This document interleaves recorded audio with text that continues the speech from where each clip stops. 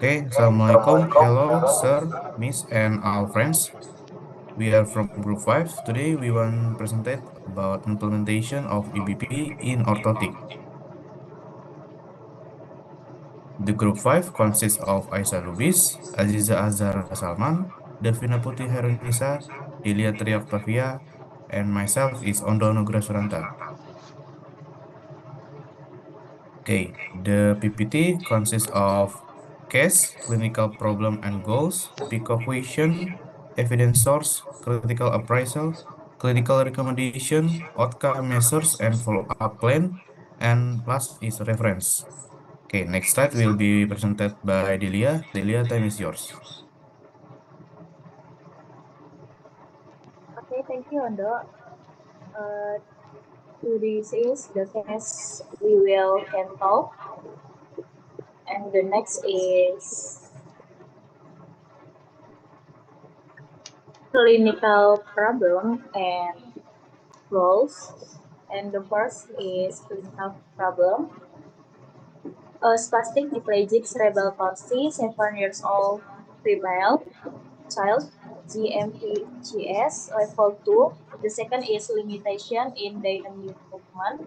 And the third is interest in the gastrocnemius and soleus muscle, mild propagate, and reduced dorsiflexion range of motion during dynamic task. And the last is limit ankle motion, leading to stiffness during push off. And the goals is improve mobility while maintaining adequate support. And the second is improve dynamic movement. The third is improve better push off. The fourth is improving stability to prevent walking or equinus. And the last is improving either functional or on style and playgrounds. The next question will be Isa. Thanks to Okay, thank you, Delia, for the presentation. And the next topic that we will gonna about is the PICO question of the case.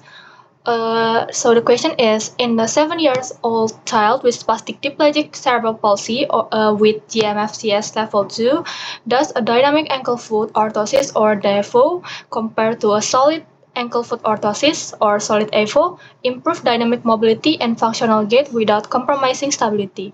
And so we determine the PICO, and for the P, or the population is 7-year-old female child with spastic diplegic cerebral palsy with GMFCS level 2, and for the I is intervention, the use of dynamic ankle foot orthosis or DEFO, and the comparison is the conventional solid ankle foot orthosis or solid AFO, and the O, or the outcomes, is improved dynamic movement, gait function, and mobility like stair navigation, playground activity, while maintaining stability and preventing equinus. And after we determining the PICO, we searched for the evidence source, and we found two article for validating our case.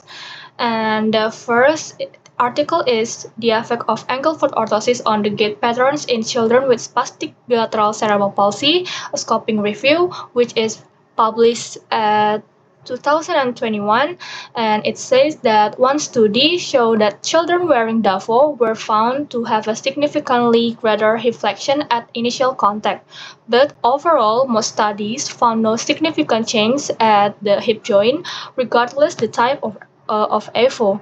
And it also mentioned that one study report that when using a DEFO, there was a significant increase in the ground reaction force at the push-off when compared with the barefoot condition in children with CP.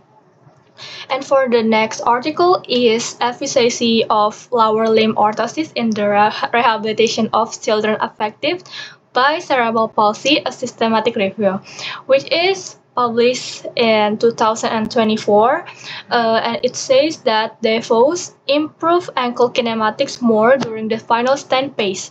In the same study, The children using DeFOS record a greater number of steps per day, and in the questionnaires administered to the parents, a preference for DeFOS due to greater comfort and lightness was found as well. And it says that the effectiveness of DeFo combined with treadmill training in improving the result of the GMFCS.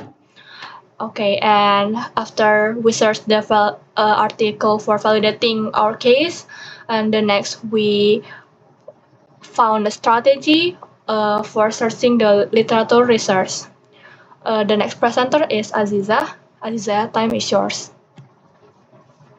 Okay, to search the paper article for the evidence source, we use PubMed as a database for searching the journal.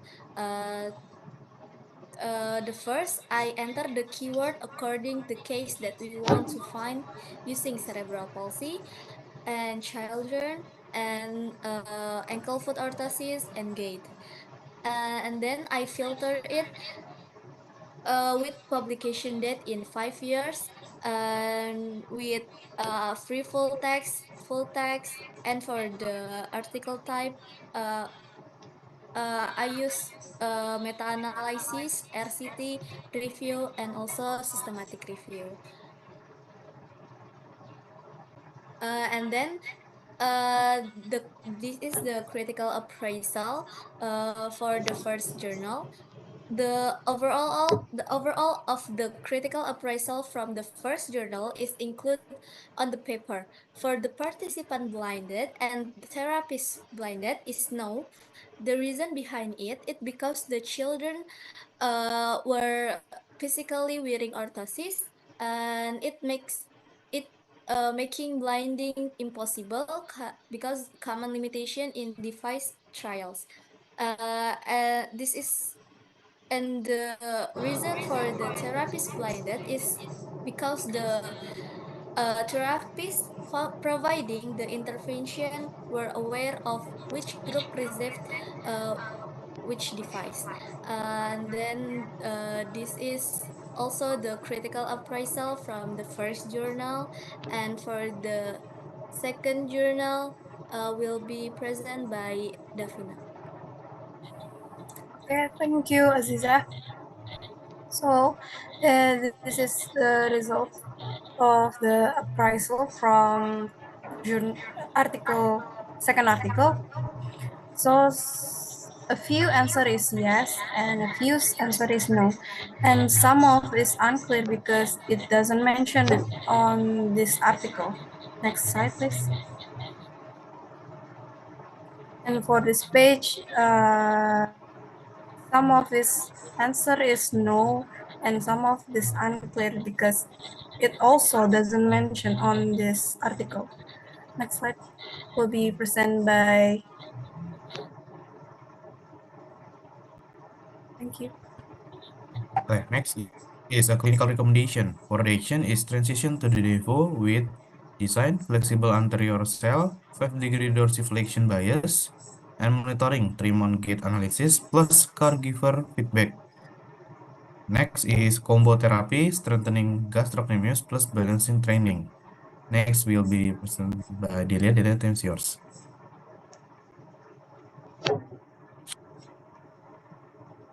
Okay, thank you, Ondo. The next is outcome measure and follow up. And the first is outcome measure, time up and go. And the second is work balance scale. And the third is 10-meter walk test. And the last is Quebec user evaluation of satisfaction with assistive technology. And the follow up is balance check with work balance scale and mobility with type and go test. And the second is adjustment if there are complaints related to mobility and stability. And the last is additional exercise recommendation to improve flexibility and muscle strength. Okay, we will back to the moderator. Right, thank you, Delia. This is several reference we used to make this PPT. Okay, next slide. Okay, thank you for all the attention. Please apologize if there any mistake. Wassalamualaikum warahmatullahi wabarakatuh.